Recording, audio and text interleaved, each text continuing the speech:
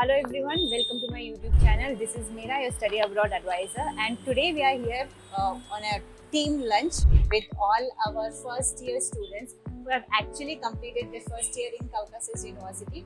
All these students were enrolled in Georgia in the last year.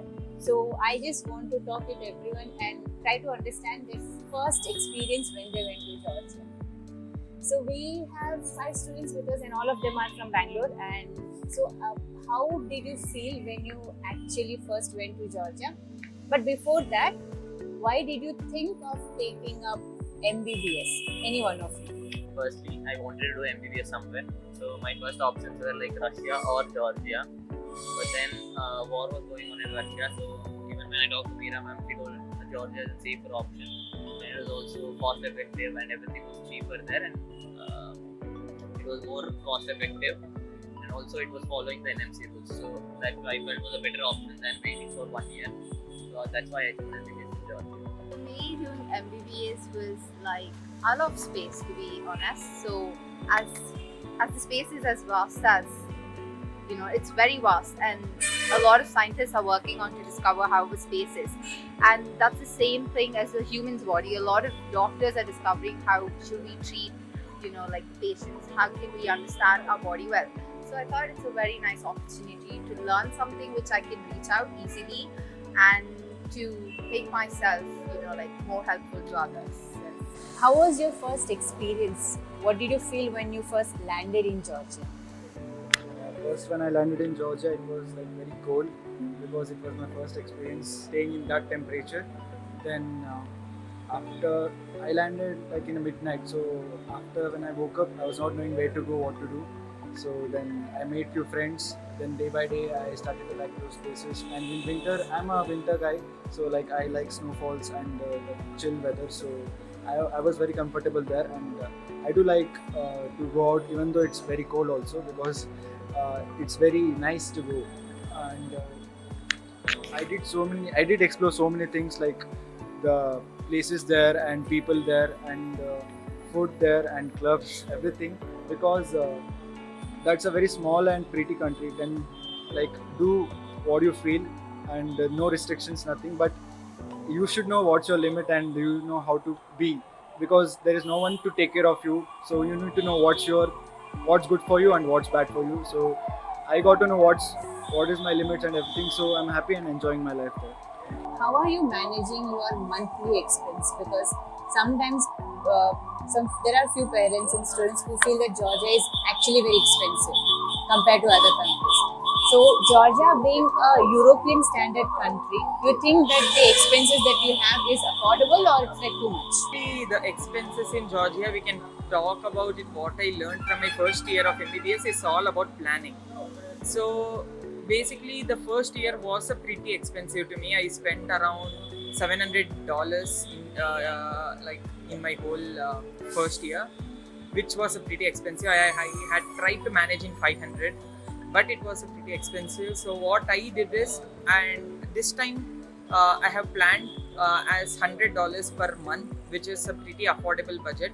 And everything goes on planning of where you spend in Georgia, because there are the places of the same products getting in the most expensive ones, and the same product in the most cheapest ones also. There are some places where you get. So it depends upon where you spend, how you spend. So as per me, $100 per month is the best for Indian students studying. We have one student here who says that he can manage his expense with somewhere around 150 gel, which is around 3,000 to 4,000 Indian rupees per month. What exactly are you doing? Are you like not exploring at all, or you have very limited expense that you don't spend much? Not like that. Traveling is actually very cheap there, so I don't have to worry about expenses when traveling. It's like I can travel where I want and still keep my budget. Sometimes I do spend more. It's not like every month it's just going to be like 100 lari or 150 lari. It's some months it does go extra when I want to buy something or when I want to eat somewhere else. But it's all about maintaining. Some days it's like I just spend all the money I have, then I have to maintain the rest of the month. So it's all about learning and experiencing all that, how to manage money and how to work out things. There's one interesting thing that you brought up actually, which is the travel. Generally, what parents feel is if 5 kilometers or 6 kilometers is too far, so that the travel expense and everything will be too much, like it will be very high. So, what I understand is, as a student, you'll have a student card, and with a student card, you can travel for 2 hours, one and a half hours. So, do you think traveling is really expensive? No, it's actually very cheap there. It's like almost 7 rupees compared to here, and we can travel anywhere for 2 hours, how much ever kilometers we want, and bus or metro, it doesn't matter. So compared to here, it's actually very cheap. Not at all. Your one tap is of how many gels? 20 Which is around how many Indian rupees? 7. 7 rupees. So with one tap, you can travel for 1.5 hours, and the time that takes for you to reach from hostel to university is not more than 35 minutes. 35. So even if you have your accommodation, which is like very far, still you can travel. The only thing is time will be consumed, but cost will not be, too high for you guys. Okay, that's good. So how about your college? How do you find your colleges, your teaching?